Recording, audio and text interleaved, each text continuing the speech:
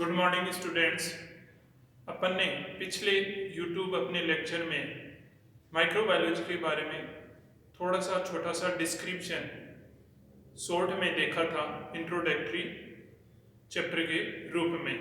उसमें मैंने आपको बताया था कि ऐसे सभी जीव जिनको अपन नग्न आंखों की सहायता से नहीं देख सकते वो सूक्ष्म जीव कहलाते हैं। मनुष्य 0.1 mm साइज से छोटी वस्तुओं को है वो नेक्ड आई की सहायता से नहीं देख सकता। 1 mm साइज तक की वस्तुओं को मनुष्य नग्न आंखों की सहायता से या नेक्ड आई की सहायता से देख सकता है, लेकिन उनकी भी किसी यंत्र के बिना डिटेल्ड स्टडी इम्पॉसिबल है। इसलिए ऐसे यंत्र या ऐसा यंत्र जिसकी सहायता से इन 1 mm साइज की जीव या वस्तुओं जिनको अपन डिटेल से स्टडी कर सकते हैं, उस यंत्र का नाम है माइक्रोस्कोप। और फिर उसके बाद में मैंने आपको बताया था कि माइक्रोस्कोप के बारे में सबसे पहले माइक्रोस्कोप का यूज किया था किसने? रॉबर्ट हुक ने। किसने? रॉबर्ट हुक ने 1665 में, जिसने कॉर्क के थिन सेक्शंस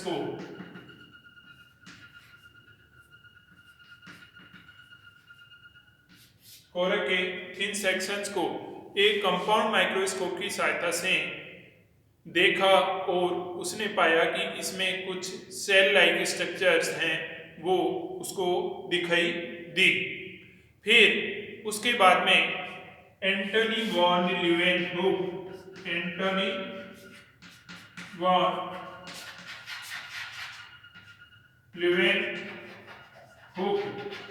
जो कि एक डच साइंटिस्ट थे, उन्होंने 1763 में है वो एक माइक्रोस्कोप की डिस्कवरी की या इन्वेंशन की, और उसने आरबीसी, प्रोटोजोआ और स्पर्म सेल्स इनका है वो माइक्रोस्कोप की सहायता से अध्ययन किया। और इन सभी को उसने अपने एक पेपर में 1670 में उसमें अपने जो रॉयल सोसाइटी में पेपर भेजा, उसमें उसने उसके बारे में विवरण दिया। फिर उसके बाद में उसने दांतों की इनेमेल में भी इसको सूक्ष्म जीवों को देखा और उनको क्या नाम दिया? एनिमल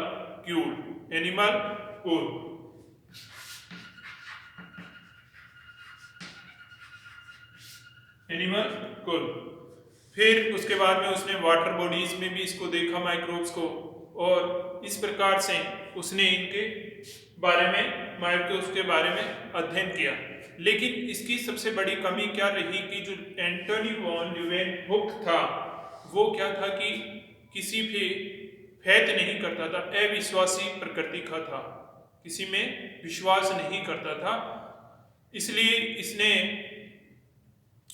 1723 के अंतर्गत इसकी डेथ हो गई, और इसका जो कार्य था, वर्क था, जो माइक्रोस्कोप के ऊपर इसने किया था, वो अनपब्लिश रहा और आगे उसके ऊपर कोई कार्य नहीं हुआ।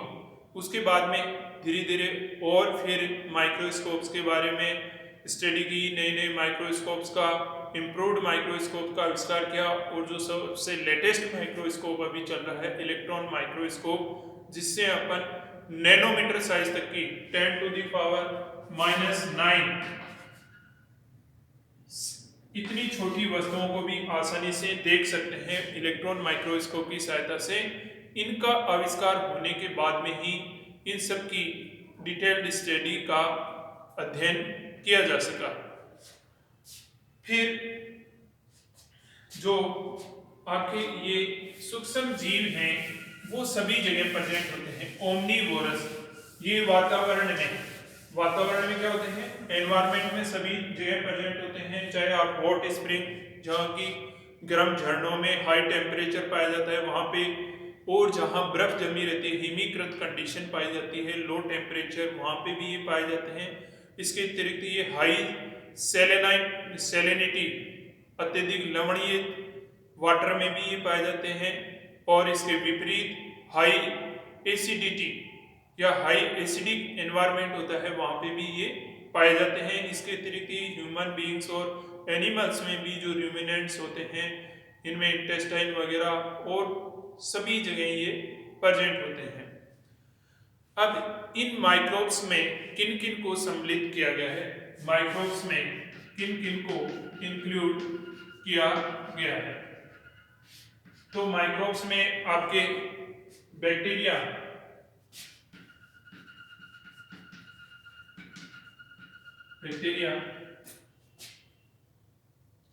प्रोटोजोआ, फंजाई, माइकोप्लाज्मा,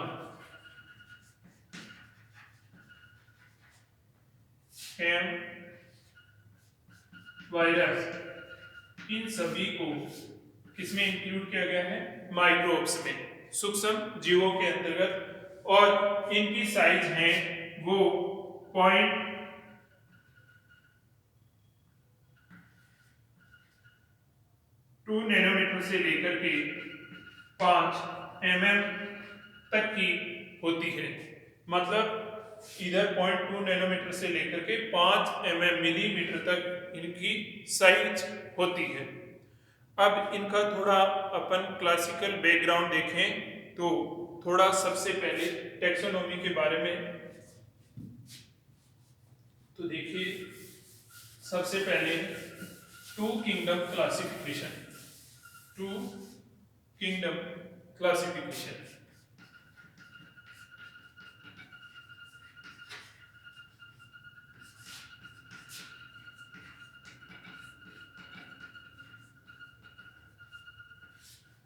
जिसमें आपके प्लांटी और एनिमेलिया, इसने केरोलस लीनियस नाम के साइंटिस्ट ने हैं, वो सभी जीवों को हैं वो 2 किंगडम में डिवाइड किया, प्लांटी और एनिमेलिया में। अब इनमें जो इनका फोटोसिंथेसिस और मोड ऑफ न्यूट्रिशन, इनके आधार पर इन दोनों का कि कैसे वो फोटोसिंथेसिस करते हैं या नहीं करते हैं, और मोड ऑफ उनका न्यूट्रिशन क्या है, ऑटोट्रोपिक हेटेरोट्रोपिक, उसके आधार पर सभी जीवों को जो जिसके अकॉर्डिंग नॉन फोटोसिंथेटिक है उसके आधार पर इनको प्लांटी और एनिमेलिया में डिवाइड कर दिया गया। फिर उसके बाद में 3 किंगडम क्लासिफिकेशन आया, और 3 किंगडम क्लासिफिकेशन आपका किसने दिया था? हेकल ने। अर्नेस्ट हेकल नाम का एक साइंटिस्ट था,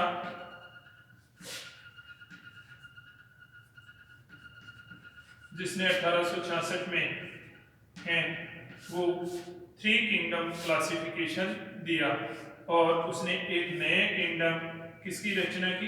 प्रोटिस्टा। किसकी? प्रोटिस्टा। प्रोटिस्टा में उसने सभी ऐसे जीवों को रखा जिनमें टिश्यू सिस्टम एब्सेंट था। क्या था? उत्तक तंत्र एब्सेंट था, टिश्यू सिस्टम। अब ये टिश्यू सिस्टम किन किन में एब्सेंट होता है आपको पता है? बैक्टीरिया है, आपका फंजाई है, एल्गी है, प्रोटोजोआ है, और आपका पोरीफेरा है। इन सब में वो टिश्यू सिस्टम एब्सेंट होते हैं, और इन सभी को हैं वो हेकल ने प्रोटिस्टा किंगडम में रखा। आपका प्लांटी जिनमें ऑटोट्रोफिक थे और जिनमें टिश्यू सिस्टम प्रेजेंट था। एनिमेलिया जिनमें फोटोसिंथेसिस एब्सेंट होती है और जिनमें टिश्यू सिस्टम प्रेजेंट होता है, उनको किस में रखा? एनिमेलिया में। अब उसके बाद में आया था आपका 5 किंगडम क्लासिफिकेशन। कौन सा आया? 5 किंगडम क्लासिफिकेशन। और 5 किंगडम क्लासिफिकेशन आपका दिया था किसने? RX टेकर ने 1969। लेकिन उससे पहले आपके जो हेकल के थ्री किंगडम क्लासिफिकेशन के बाद में है वो इलेक्ट्रॉन माइक्रोस्कोप की खोज हो चुकी थी। किसकी? Electron microscope.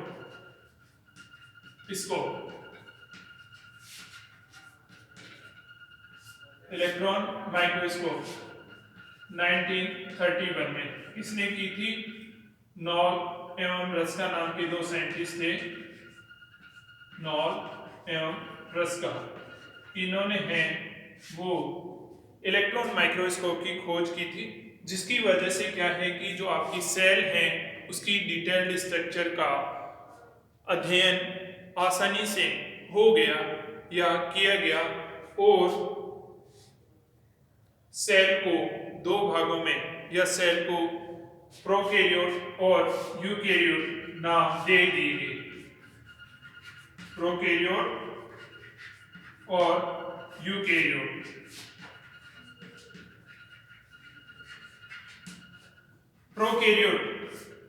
प्रोकैरियोट में जो सेल होती है उसमें वेल डिफाइंड न्यूक्लियस नहीं होता है।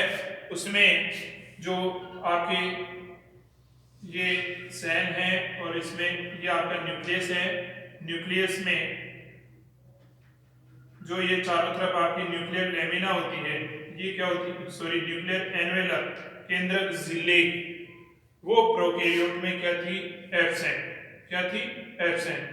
ये जो आपकी न्यूक्लियर एनवेलप वो एब्सेंट थी और न्यूक्लियस के अंदर जो न्यूक्लियोलस केंद्रिका होती है वो भी क्या थी? एब्सेंट। इसलिए इनमें वेल डिफाइंड न्यूक्लियस नहीं था। इसमें ये न्यूक्लियर एनवेलप एब्सेंट और जो आपका ये केवल एनसीपीए न्यूक्लियस से एक स्ट्रक्चर का है वो पाया गया था। इसलिए इनको प्रोकैरियोट नाम दिया गया, जिनमें वेल डिफाइंड न्यूक्लियस नहीं था। इसके अतिरिक्त जो सेल ऑर्गेनल आपके जो माइटोकॉन्ड्रिया, क्लोरोप्लास्ट और आपके जो लाइसोसोम है, डिप्टियोसोम है, पेरोक्सीसोम है, ये सभी क्या थे? इनमें एब्सेंट थे प्रोकैरियोटिक सेल में। जबकि यूकैरियोटिक सेल में आपका वेल डिफाइंड न्यूक्लियस जो कि न्यूक्लियर एनवेलप प्लस न्यूक्लियोलस दोनों प्रेजेंट थे और सभी सेल ऑर्गेनल्स आपके mitochondria, chloroplast, peroxisome, lysosome, Golgi body, ये सभी ईआर, एंडोप्लाज्मिक रेटिकुलम सभी प्रेजेंट थे। तो ये सब किसके बाद में हुआ? इलेक्ट्रॉन माइक्रोस्कोप की खोज के बाद में। और कोशिका को प्रोकैरियोट और यूकैरियोट नाम दे दिए गए। अब ये प्रोकैरियोट में जिनमें वेल डिफाइंड न्यूक्लियस नहीं था, इसमें आपके सभी बैक्टीरिया, साइनोबैक्टीरिया मीन जो आपका मोनेरा किंगडम है ना, मोनेरा किंगडम, उसमें प्रोकैरियोट को रखा और यूकैरियोट्स में आपके फंजाई, प्लांटी और एनिमेलिया, प्रोटिस्टा वगैरह, इसमें यूकैरियोट। इसके बाद में 5 किंगडम क्लासिफिकेशन आया था 1969 में।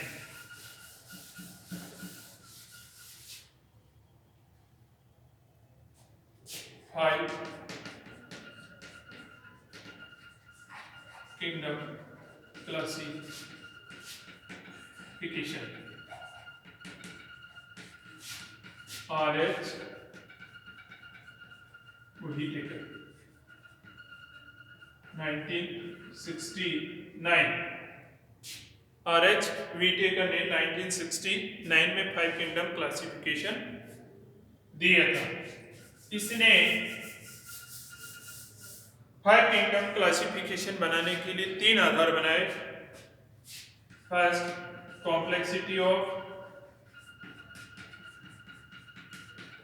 सेल, कोशिका की जटिलता, उसके आधार पर कि कोशिका आपकी प्रोकैरियोट है या यूकैरियोट, प्रोकैरियोट है या यूकैरियोट।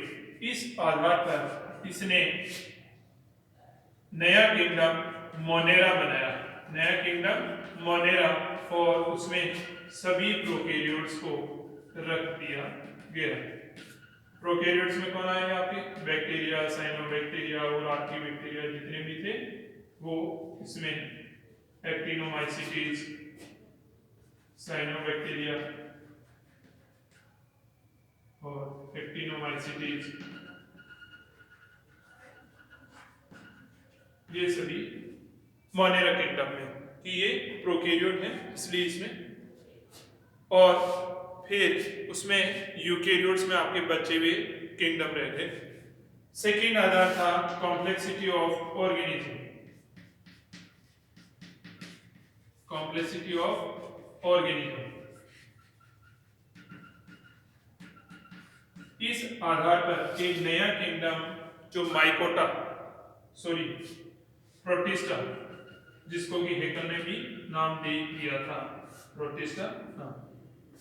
प्रोटिस्टा में आपके जो कि कोशिका आपकी यूनिसेलुलर है या मल्टी सेलुलर, कोशिका आपकी यूनिसेलुलर है या मल्टी सेलुलर, इस आधार पर प्रोटिस्टा किंगडम और प्रोटिस्टा में सभी यूनिसेलुलर यूकैरियोट्स को रखा गया, जिसमें आपके प्रोटोजोआ,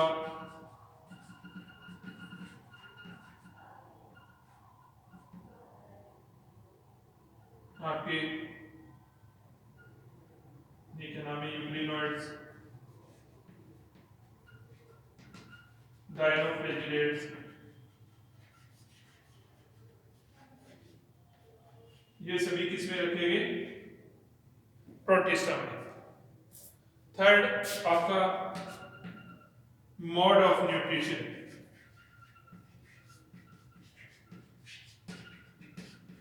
इस आधार पर आपकी जो यूकैरियोट्स हैं उनको तीन किंगडम में, जो मल्टीसेलुलर यूकैरियोट्स हैं इसमें तो यूनिसेलुलर आ गए, इसमें आपके प्रोकैरियोट्स आ गए, इसमें यूनिसेलुलर यूकैरियोट्स। अब मल्टीसेलुलर यूकैरियोट्स को मोड ऑफ न्यूट्रिशन के आधार पर तीन भागों में, तीन किंगडम में डिवाइड किया गया, माइकोटा, प्लांटी और एनिमेलिया।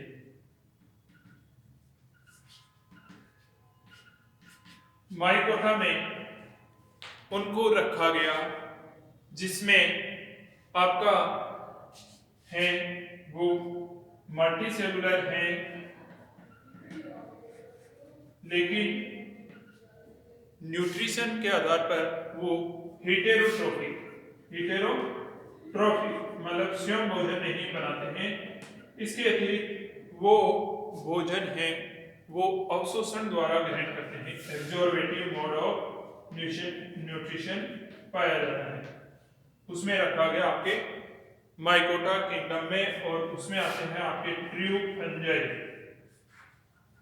जो फाल्स फंजाई हैं वो तो किसमें आ जाते हैं, प्रोटिस्टा में, किसमें आ जाते हैं, प्रोटिस्टा में फाल्स फंजाई, जबकि जो ट्रू फंजाई हैं वो आपके किंगडम माइकोटा में आती है।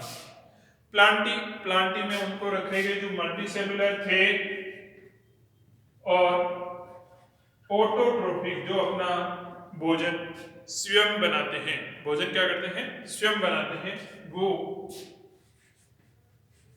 प्लांटी में रखे गए। अब ये भी मल्टीसेलुलर होते हैं और हेटेरोट्रोफिक होते हैं, लेकिन इनके जो मोड ऑफ न्यूट्रिशन है वो अवशोषण ग्रहण करने का तरीका वो अलग अलग है। यहाँ एब्जॉर्बेटिव मोड ऑफ न्यूट्रिशन है, जबकि यहाँ पे इंजेशन मीन पहले भोजन का अंतःग्रहण किया जाता है और फिर उसका पाचन किया जाता है, जबकि यहाँ उल्टा सिस्टम है माइकोटा में। इसलिए इन दोनों को अलग अलग किंगडम में रखा गया, ट्रू फंजाई और एनिमेलिया, माइकोटा और एनिमेलिया। बाकी मल्टीसेलुलर हैं और हेटेरोट्रोफिक हैं। तो ये था आपका 5 kingdom classification. Complexity of cell की कोशिका आपके प्रोकैरियोट है या यूकैरियोट, इस आधार पर नया किंगडम बन गया मोनेरा, जिसमें सभी प्रोकैरियोट्स को रखा गया, बैक्टीरिया, साइनोबैक्टीरिया, एक्टिनोमाइसीटीज, और बाकी के यूकैरियोट्स को हैं जिसमें 4 किंगडम, उनको यूकैरियोट में रखा गया। कॉम्प्लेक्सिटी ऑफ ऑर्गेनिज्म, कोशिका एक कोशिकीय है या बहुकोशिकीय, उस आधार पर प्रोटिस्टा किंगडम में यूनिसेलुलर यूकेरियोट्स को रखा गया, और जो आपके मल्टी सेलुलर बहुकोशिकीय हैं उनको 3 किंगडम में रखा गया, माइकोटा, प्लांटी और एनिमेलिया। इन तीनों को भी अलग अलग मोड ऑफ न्यूट्रिशन के आधार पर रखा गया। अब लास्ट आता है आपका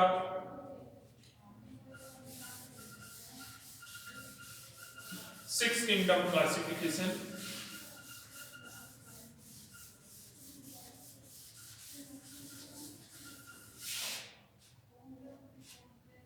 सिक्स किंगडम क्लासिफिकेशन, और वो दिया था आपका किसने?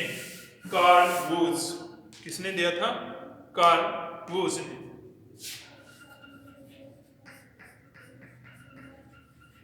और उसने है वो सभी ऑर्गेनिज्म या जीवों को 3 डोमेन में डिवाइड किया। पहले अगर कहीं भी पूछे कि डोमेन सिस्टम किसने दिया था? कार्ल वूज ने। 3 डोमेन बनाए थे, आर्किया,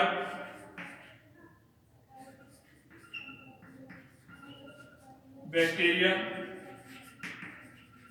और यूकेरिया। 3 डोमेन। अगर कभी आपको कई बार क्वेश्चन पूछा जाता है कि डोमेन बड़ा है या किंगडम, तो बड़ा कौन होगा? डोमेन, क्योंकि हायर लेवल रैंक पे कौन है? डोमेन, जबकि लोअर रैंक पे किंगडम। आर्किया डोमेन में है वो आर्किबैक्टीरिया किंगडम रखा गया।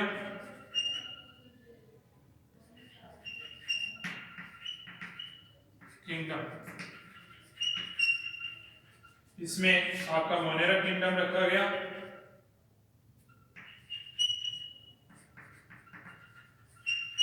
और यूकेरिया में आपके बाकी के 4 किंगडम, प्रोटिस्टा, माइकोटा, प्लांटी और एनिमेलिया हैं, उनको इसके अंतर्गत रखा गया यूकेरिया में। तो ये इस प्रकार से जो आपका बेसिस है कि भाई अपन बैक्टीरिया को किस किंगडम के अध्ययन करेंगे, आर्किबैक्टीरिया को किसके अंतर्गत अध्ययन करेंगे, ये सब आपका basic clear.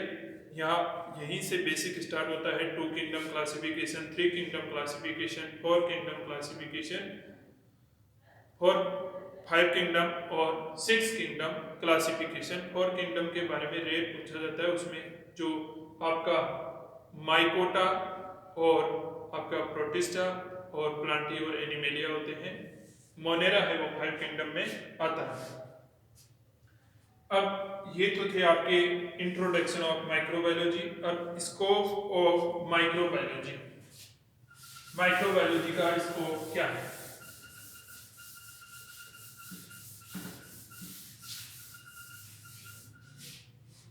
Scope of microbiology,